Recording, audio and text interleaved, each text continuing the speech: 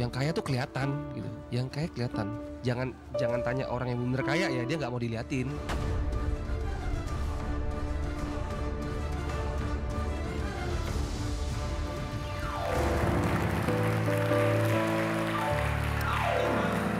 Hai semuanya, selamat siang. Saya Kak Rose. Hari ini di awal minggu ini siap sedia kembali menceriakan hari Anda di acara Rumpi The Secret. Dan dia juga bersemangat sekali lagunya. Terima kasih. Kita awali di pojokan dulu ya, seperti biasanya untuk membahas berita-berita yang hot baik yang datang dari dunia nyata maupun dari dunia maya. Kali ini berita yang menjadi sorotan ini dari dunia maya ya, dari postingannya Cita Citata. Ini kalau aku lihat dari tadi pagi sih kayaknya dia posting kemarin. Jadi dia itu lagi karantina ya, lagi isolasi mandiri karena positif COVID gitu. Terus dia posting, di posting feednya itu dia bercerita, ini pengalaman dia bahwa dia pada saat positif itu sempat dipaksa manggung katanya sama manajernya. Dengan ancaman kalau dia nggak manggung nanti takutnya harus bayar ganti rugi bla bla bla dan lain sebagainya. Ini ya dia cerita begitu, dan akhirnya ya karena dia merasa bahwa ya ini kan orang namanya sakit gitu lah, lagi pula ini pandemi, dia juga harus bertanggung jawab dong untuk menjaga diri jangan sampai terus menyebarkan virus ke orang lain gitu. Akhirnya ya udah dia bilang ganti manajer.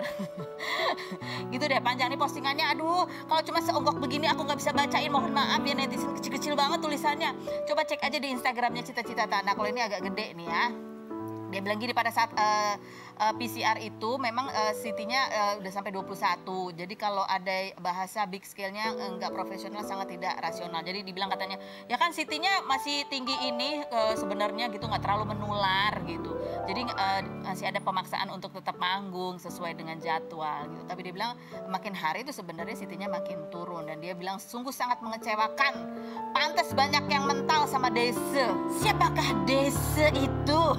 Gitu ya, nggak tahu, pokoknya intinya adalah seperti ini. Dan dia tulis juga ini bukan untuk menjatuhkan tapi untuk sekedar sharing pengalaman aja, karena sudah berkali-kali nama saya jelek di mata orang-orang karena bahasa gosip-gosip manajer saya yang lama ataupun yang baru.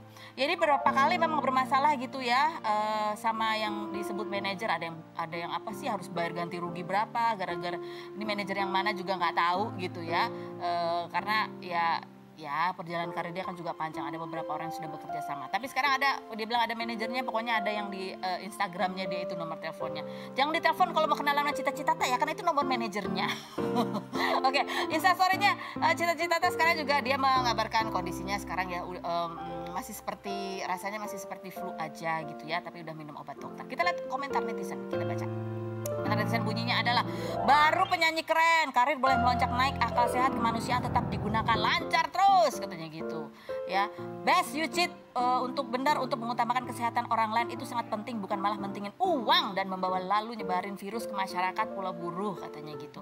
Jadi sempat ada ancaman kan nanti dibayar suruh bayar ganti rugi. Cita-Cita bilang ya udah bayar aja kalau emang itu gitu. Tapi walaupun sebenarnya kalau ada kontrak kan ada ya pasal pasal kedaruratan apa sih namanya? Ya itulah. Salut Cita, tegas banget. Nah gitu. Nah ngomong soal Cita-Cita aku jadi ingat ya. Udahlah kita ke bintang tamu kita aja yang pertama ini. Bintang tamu kita ini kemarin juga sempat ramai karena dia adalah orang yang sempat bercerita bahwa dia dulunya sempat menjadi afiliator. Kemudian akhirnya karena dia sadar bahwa apa yang dilakukan itu banyak merugikan. Ada orang-orang yang merasa ruginya tuh benar-benar gimana gitu ya. Akhirnya dia memutuskan untuk speak up dan kemudian bergulirlah. Kemudian yang akhirnya sekarang kita lihat itu yang namanya Indra Kents itu sekarang sudah dijadikan tersangka karena dia adalah afiliator juga sebuah aplikasi trading binary option. Nah, apa yang membuat Ical Muhammad ini sempat mengatakan saya ini dulu deh karena kayaknya kan banyak ancaman gitu. Dan kayak apa sih sebenarnya penipuannya yang dia bisa ceritakan? Apa yang membuat dia sadar? Kita lihat dulu profilnya Ical Muhammad dan Dinar Candy berikut ini. Dinar Candy, disc joki berusia 28 tahun ini dikabarkan putus dengan Ridho Ilahi pada 28 Februari kemarin setelah sebelumnya pernah 5 kali diputuskan oleh Ridho. Perempuan yang mengadakan sayembara berhadiah 60 juta bagi yang bisa membuktikan Ridho selingkuh ini mengaku putus lantaran Ridho cemburu dengan rekan seprofesi Dinar saat rapat. Sementara Ridho mengunggah postingan galau dan menghapus foto bersama Dinar. Dinar yang pernah mendapat cincin berlian dari Ridho ini mengaku akan mengembalikan cincinnya apabila Ridho mengembalikan mobil yang ia berikan. 20 Februari lalu, Dinar mengaku tidak mau membuat konten dengan orang kaya baru dan crazy rich karena bisa cari uang sendiri tanpa perlu panjat sosial. Benarkah Dinar Candy belum menghapus foto dan video bersama Ridho karena berharap bisa balikan? Dan benarkah Dinar iri karena tidak ada crazy rich yang mengajaknya membuat konten? Saksikan kisah selengkapnya hanya di Rumpi No Secret.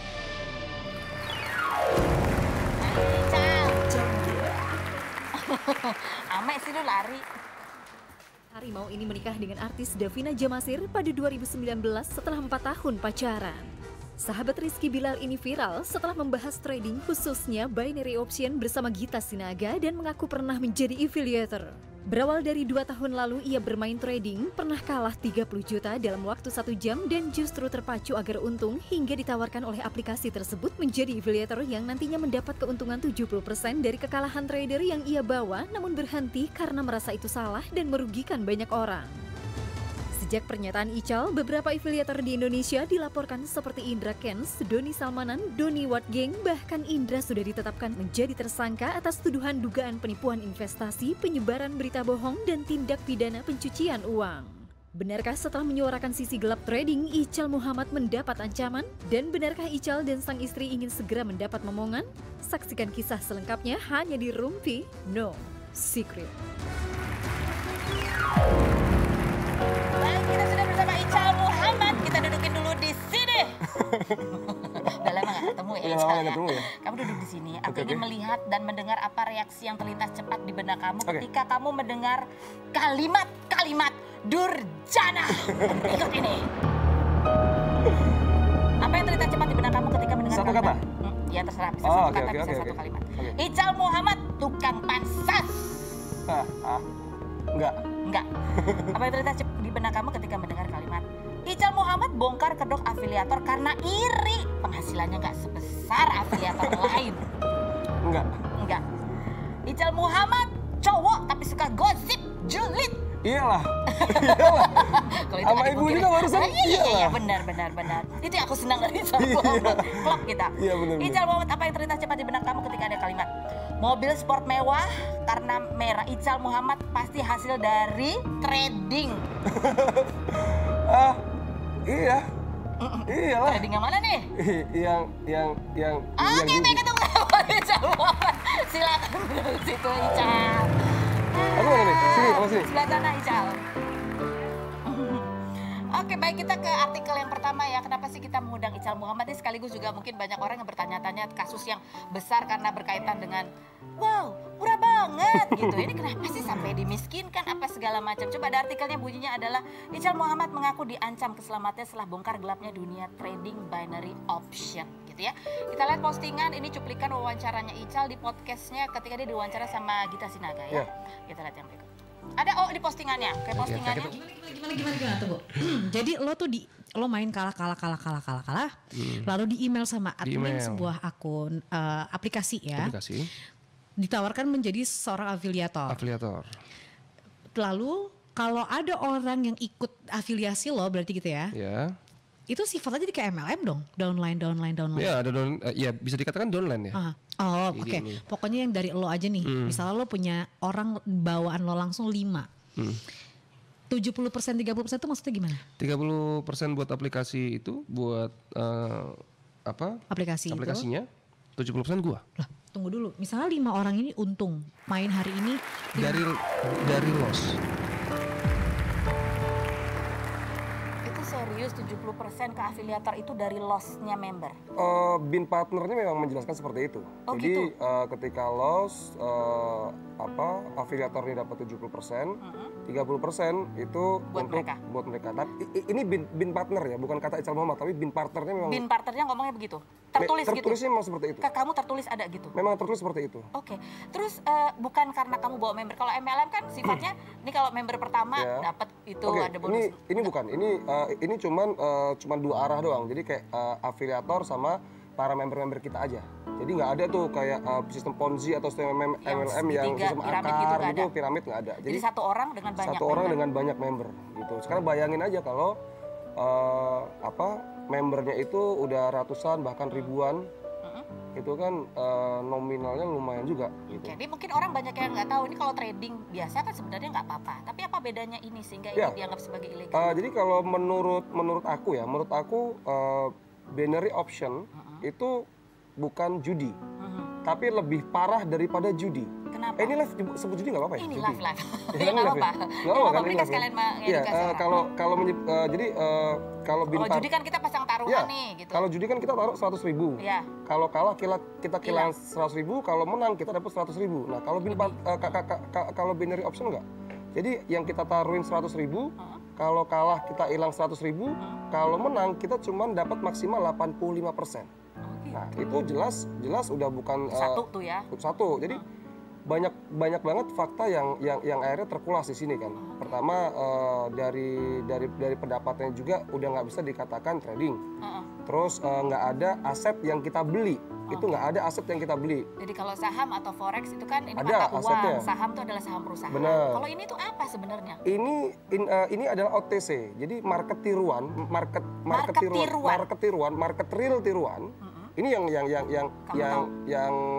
bilang bukan Ical Muhammad juga, tapi pakarnya Master Gema, yang lain-lain juga udah bilang kalau memang ini OTC. Jadi market tiruan, market yang ditiru, yang akhirnya dimainkan gitu loh. Jadi grafiknya kalau realnya misalnya begini gitu, di market tiruan itu grafiknya bisa dipermainkan. Bisa dipermainkan. Bahkan ada indikasi manipulasi profiling juga bisa. Maksudnya? Jadi contohnya Karos nih, Karos. Wah syuting tiap hari duitnya pasti banyak dong. Amin. Terus, amin. Jadi bisa tuh nge-profiling bisa. Jadi Karos si aplikasi itu nge-profiling aku. Ya bisa. Mereka itu. Entah afiliatornya, entah aplikasinya itu bisa nge-profiling. Jadi duitnya segini nih. Ya, gitu duitnya segini nih. Bisa kita bikin menang dulu nih. Bisa kita bikin menang dulu. Otomatis nanti Karos ketagihan dong menang. Akhirnya makin besar dong. Nah itu bisa dikalahkan. Jadi dia mancing.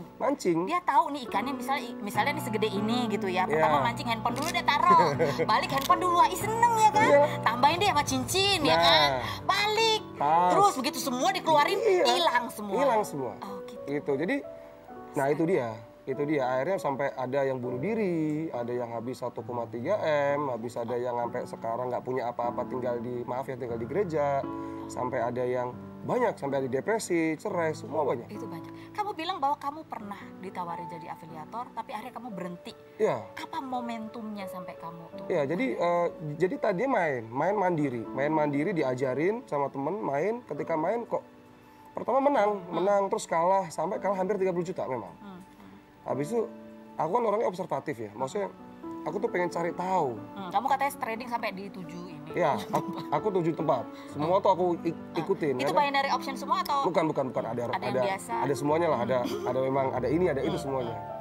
Nah akhirnya yang untuk binary ini aku cari tahu. Ternyata ada nih bin partner. Ada partnernya untuk menjadi afiliator. Keuntungannya bisa segini, ini bisa segini. Tapi aku nggak tahu tuh, nggak sadar lah. Pas aku ikut, enggak, ini bukan gua nih. Ini bukan gua. Apanya yang bukan gua? Iya, jadi ada satu pembantu rumah tangga yang jadi member aku, tiba-tiba dia bilang, "Mas, aku loss, aku habis segini, aku ini." Kok apa ya? Kok yang gua makan ini duit orang yang gua manipulasi lah. Hasil dari manipulasi gua ya. Akhirnya enggak deh, ini kayak bukan gua. Nah akhirnya aku diem dah, dari tahun lalu aku diem, malah justru aku dibully. Aku pernah mengangkat masalah flexing, dibully, habis-habisan dibully. Sampai pernah ada di stasiun sebelah ya, ada 7 crazy rich bla bla bla, itu aku juga dibully. Wah lu ngiri, yang kayak tadi, lu ngiri lu, kalah sukses lu bla bla. Ini tuh bahaya loh, makanya aku harus ngomong karena ini tuh bahaya. Pada saat kamu baca dari bin partner itu kan ada tulisannya 70% dari loss. Itu kamu nggak kebayang bahwa itu akan memakan korban? Yang ada di belum kebayang kalau pada akhirnya memakan korban sampai korban seetik itu. Karena nggak semua orang berpikiran skepsis ya, tahu? Skepsis itu apa? Skepsis itu pemikiran cari tahu dulu, nggak semua orang berpikir seperti itu. Banyak orang yang hanya terpengaruh saja sama flexingnya, kaya jadi ikut. Iya. Jadi lebih apa ya, lebih emosional. Benar. Nggak semua orang kan berpikiran skepsis. Jadi, wah ini duitnya banyak nih, ini caranya gimana sih? Tinggal ngikut klik link. Sebenarnya orang harusnya berpikir dulu. Oke, baik. Ini kamu sebut ya, kamu sadar atas ya pada saat itu yang dia membuat dia sadar gitu ya. Kita lihat cuplikan wawancaranya. Setelah itu momennya dia, jadi ada suara sendiri. Iya, jadi kayak ini bukan gua sih. Gua mending syuting yang emang keuntungannya banyak banget waktu jadi afiliator itu. Ya kalau yang kamu nggak sangka-sangka semudah itu gitu. Ya sekarang kalau udah PPATK bergerak, terus BPN sudah bergerak, indikasi-indikasi TSK tersangka itu udah dicek. Pencucian uang dan ada pencucian uang kan dan nominalnya juga pasti besar. Ya bisa lihat kita di situ. Ini ada komentar netizen, coba buka satu komentar netizen, kita nanti tanya ke Ical ya. Satu, ini orang sok suci sekali ya, padahal dia juga pernah mencicipi dunia afiliator. Sudah Indra Kents juga kan sudah diadili seadil-adilnya. Sudahlah mengulik, menjatuhkan, menggoreng lagi berita kami. Kami juga tahu dia salah, tapi saya rasa Bang Ical kelewatan dalam menjatuhkan Bang Indra. Sudahlah Bang, Abang kan sudah menang katanya. Sudah speak up, sudah nyelamatin banyak orang. Biarkan hukum yang bicara dan gak usah merasa di atas angin. Apa yang membuat Ical Muhammad akhirnya cerita juga. Dan setelah sekian lama kita ngecekin Ical Muhammad, baru hari ini akhirnya dia mau diwawancara. Iya. Benarkah ada banyak yang mengancam? Setelah berikut ini jangan kemana-mana, tetap di Rumpi.